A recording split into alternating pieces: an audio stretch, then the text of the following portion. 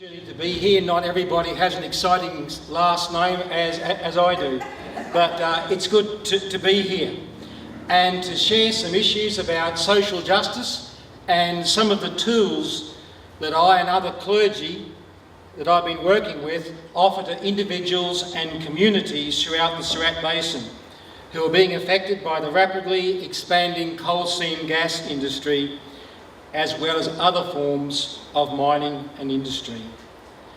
To that end, I want to acknowledge Pastor Ivan Hewitt, who's the Uniting Church minister in town, and also Father Jim Cronin, who's the local Catholic priest. And also Dr. Mark Copland, who's here today, who's the Executive Officer of the Social Justice Commission of the Catholic Diocese of Toowoomba, and who I've asked to make a few comments at the end of my talk today. So Mark, you just want to wave your hands, because Mark sort of got me into this in many ways and has been a great encouragement to our group. My first experience with mining in this area, or rather as a precursor to governments putting profits before people, occurred approximately 37 years ago when I was an overseer in the Queensland Department of Forestry and working at the Marmaduke Forestry near Tara. While sitting in the office one morning, I was startled to see a bulldozer pushing what I later learned was a seismic line through the forestry.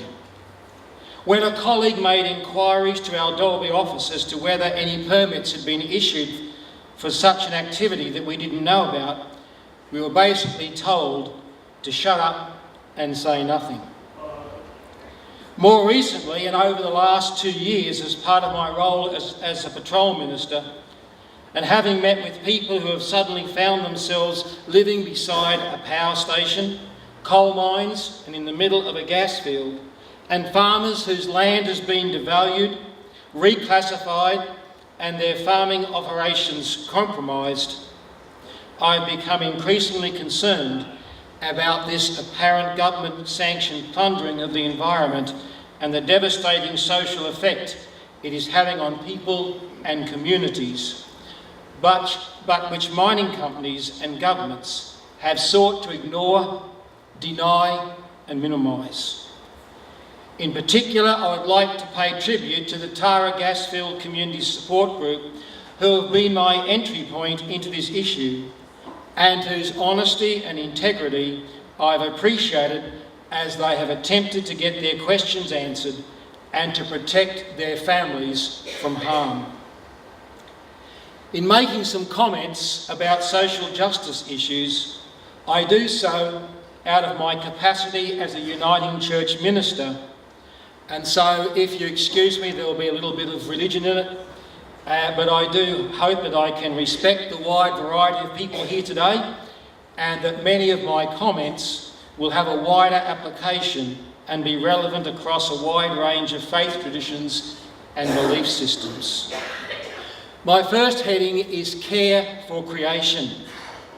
Showing proper respect and care for God's creation and the way in which land is used figures prominently throughout the Bible, challenging not just what mining companies do to the land and what's under the land and in the atmosphere, but how we all use God's creation.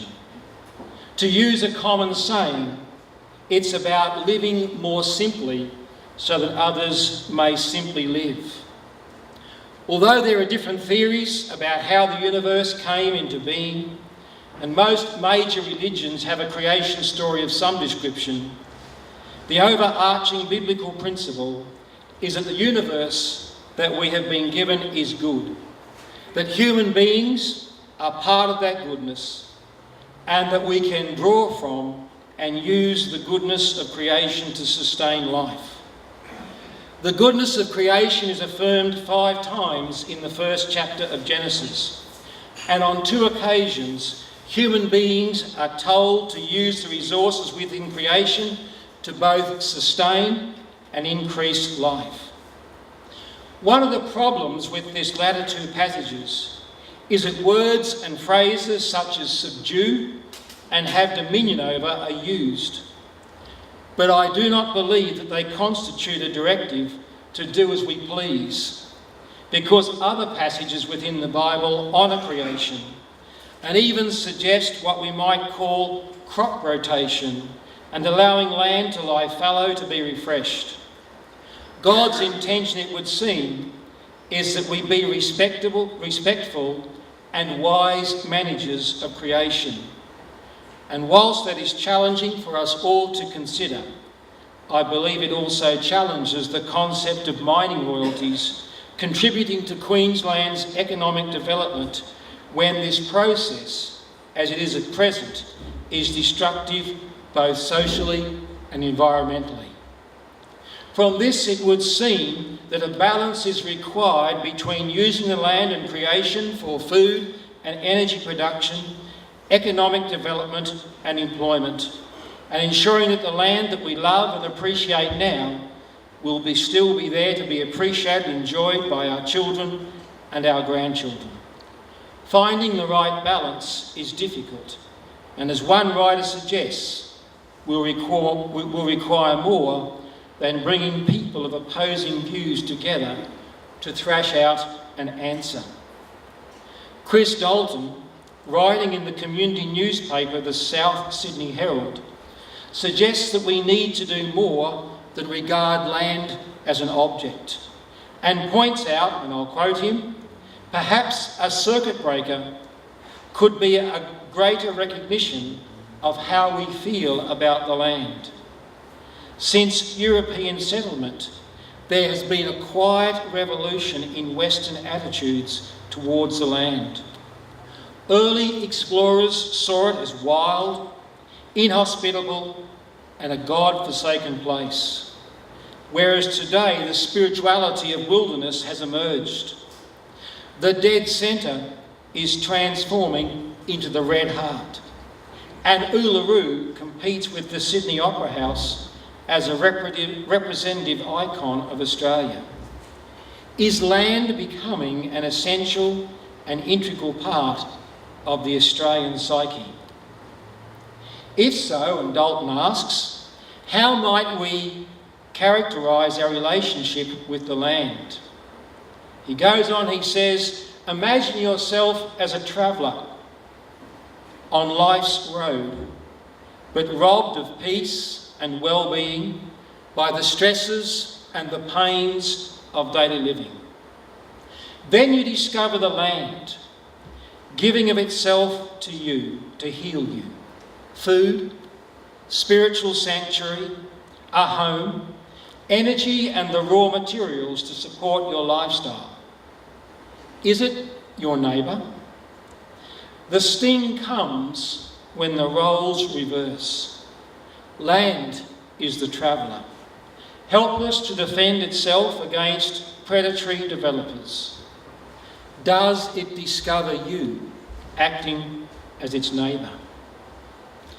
In the New Testament parable of the Good Samaritan, Jesus challenges us to widen narrow definitions of what it means to be a neighbour and to show mercy beyond our narrow circle of family and friends. Perhaps, as Richard Dalton suggests, one way of finding a balance between development and conservation is to seek to understand the land as our neighbour. A neighbour which is not there to be exploited, to feed greed, or abused to the point of destruction, but a neighbour gifted to us by the Creator to sustain and extend life, to be shown mercy and not to be flogged to within an inch of its life. Part of our privilege and responsibility, I believe, therefore, is to care for creation. My second heading is caring for people. Both the Old and New Testaments of the Bible reveal a special place in God's heart for the poor, the weak, and the vulnerable. Such a classification is not intended as a put-down or applied as a negative stigma, but recognises the need to value and care for people made vulnerable and rendered powerless by the circumstances of life. In biblical times, vulnerable people included the poor, widows, people of other nationalities, and the disabled. Today, in the Surat Basin, a wide range of people from all walks of life and circumstances are being rendered powerless and vulnerable by an all-powerful industry and by successive governments that, instead of protecting and defending those made weak and vulnerable, seem more intent on strengthening the position of the oppressors. In biblical terms, what is happening to people is the exact opposite of the abundant life that Jesus claimed he came to bring. On one occasion, when Jesus observed this happening, he was filled with righteous anger and cleansed a temple by throwing out the oppressors and giving the temple back to the people. And I believe that we have a right to be angry too. This sort of righteous anger is useful for giving us energy and determination to fight against and to challenge injustice and wrongdoing. The Bible, whilst acknowledging a time and a place for righteous anger, also sounds a warning against prolonged anger and the sort of anger that spirals into negative and harmful thoughts and expressions, which can leave us feeling so broken and so bitter inside that we are unable to function at our best. This is a dangerous side of anger. When anger begins to define who we are and becomes our sole reason for acting, we are likely to make poor decisions, including resorting to the immoral practices of those who oppress us. As with fire, anger can be a helpful and energising friend, but it makes a terrible master. As far as I can recall, Jesus never got angry with ordinary, everyday people. Instead, he reserved his harshest criticism and condemnation for the ruling classes, many of whom used their power for their own benefit, at the expense of the very people whose care they were responsible for. Drawing on a very rural imagery, he called them bad shepherds and accused them of hypocrisy and of being corrupt, greedy snakes who twisted God's laws to suit themselves and to justify their corrupt activities and their exploitation of the people.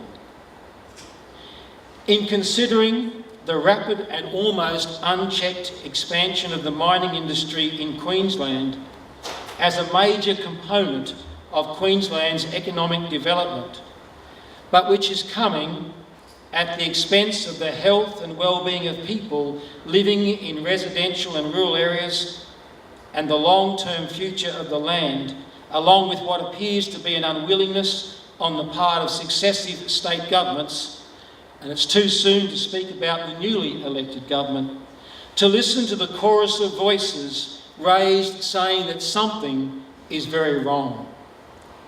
I believe there are parables to be drawn between the greedy and corrupt leaders of long ago whom Jesus condemned and the scant regard that is being shown for people and the environment in significant parts of Queensland at this point in time. There is something very wrong when mining companies can wield such government-sanctioned power, bullying and intimidating people into submission and destroying lives and community connections. There is something very wrong when government departments are unable or unwilling to serve people and communities and investigate their concerns and their complaints. Why is it that instead of trying to work together to find out why people on the gas fields are getting sick, the complaints process is adversarial and difficult to access? That unless a complaint is made in the prescribed way, It doesn't even enter the system. Why is it that complaints that do get into the system are often discarded from the outset or discredited, or testing equipment is deemed to be faulty, and tests that do show an adverse result are frequently never seen again? Why is it that some Queensland Health employees are what I would describe as deliberately vague and difficult when asked about health issues?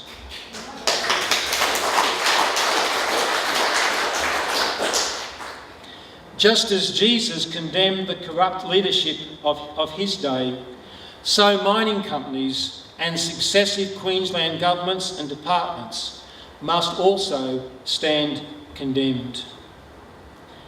A little bit of summing up.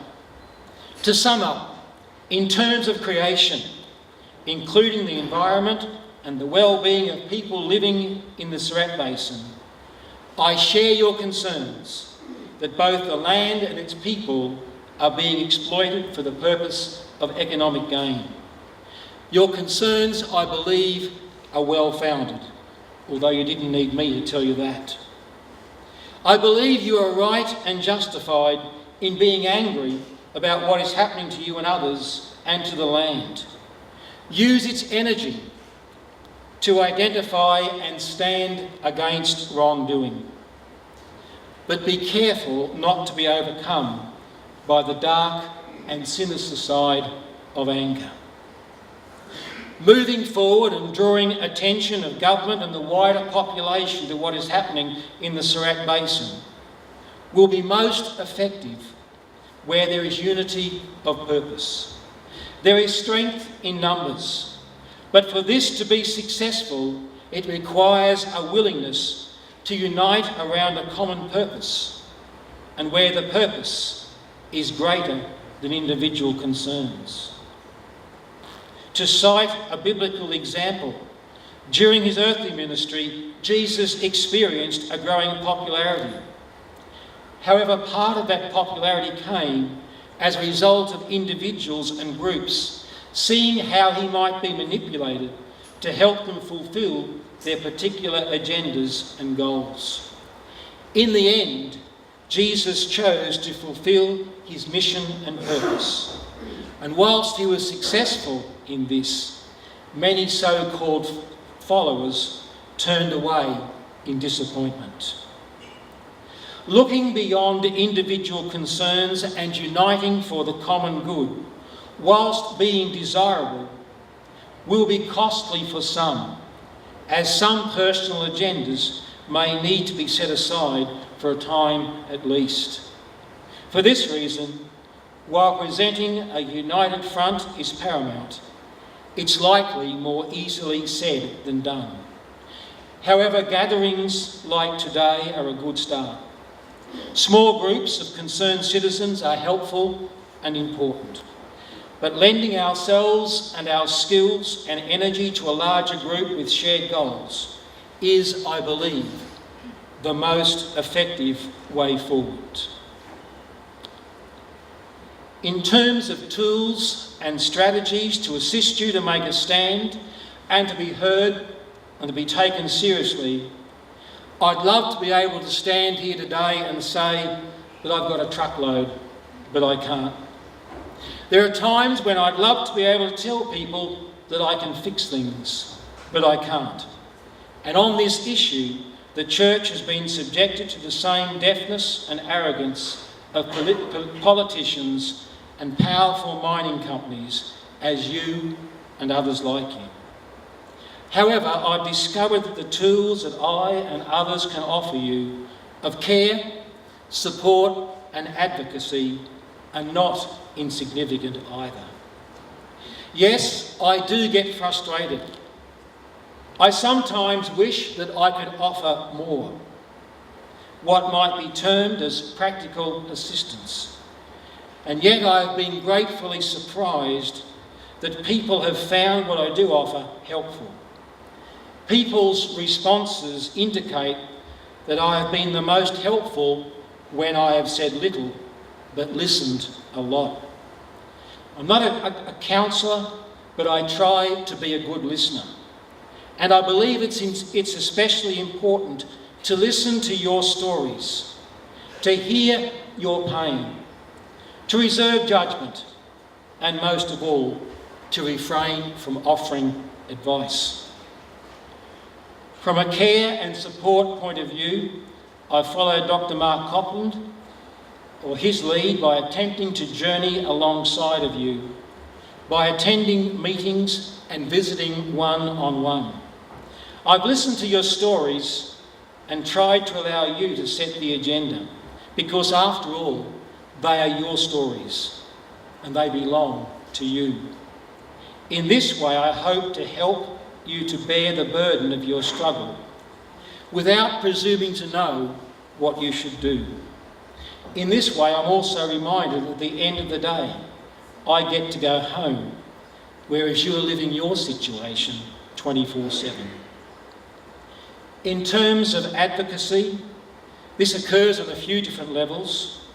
At a local level, I've been asked to sit in on meetings between gas field residents, mining companies and representatives from the Coal Seam Gas Compliance Unit to ensure that residents are confident in expressing concerns and asking questions. The residents still get lied to with me there, but at least they do it nicely. Together with local clergy, we have combined to bring concerns about the coal seam gas industry to the attention of government by way of letters and submissions to various government consultations. Last year, both the Catholic and Uniting Churches on the Downs released statements outlining concerns regarding the CSG industry, but these were largely ignored by both government and media. However, Dr. Mark Copland and the senior leader of the Uniting Church on the Downs were successful in obtaining funding from Queensland Health for a 6-month study into building resilience in the Tara community. Finally, I want to offer you my prayers, and if I may, seek your indulgence in sharing a personal faith story of this tool that I am able to offer on behalf of individuals and communities affected by mining, and through which I also receive guidance.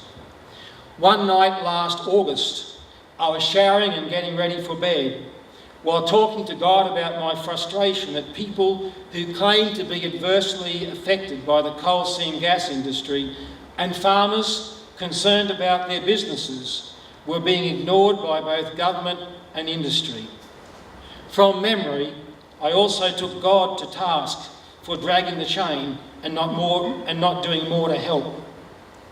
What followed was what I would describe as a God moment, where I felt that God made it very clear to me that this whole issue is something that I need to pray about regularly.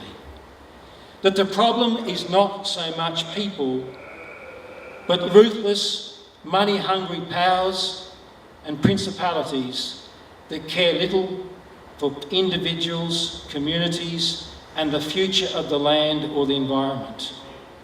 Prayer, therefore, has become for me just as important as anything else that I might have been doing in my attempts to support, care for, and advocate for people and communities affected by mining.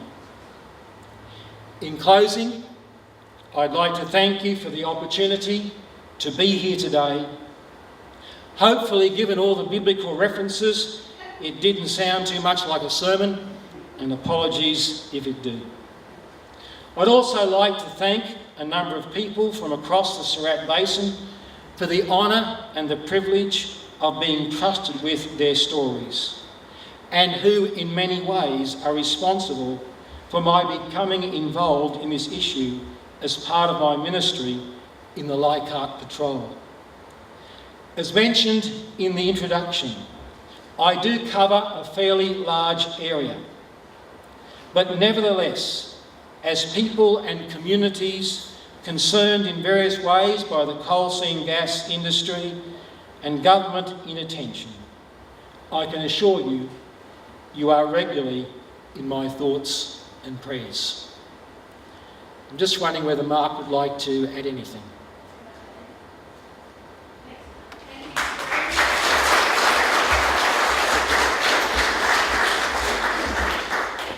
Thanks very much, Graham. I really couldn't add much at all, except to say, often, wrongly or rightly, churches are well known for telling people what to do or not to do in their bedrooms, and I think this is where we should be as church, where the environment, where people and planet are at risk and being hurt and vulnerable.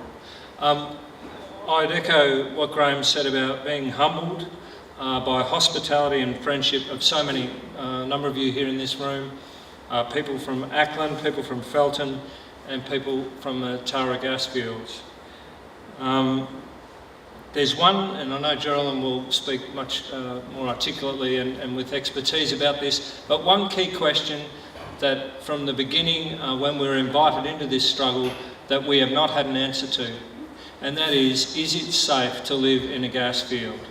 And we've contacted the Premier, we've met with the Health Minister, we've met with Catherine Tanner from QGC, and not one of them is willing to say that whether it's safe to live in a gas field. And I think we keep asking that question. Thank you.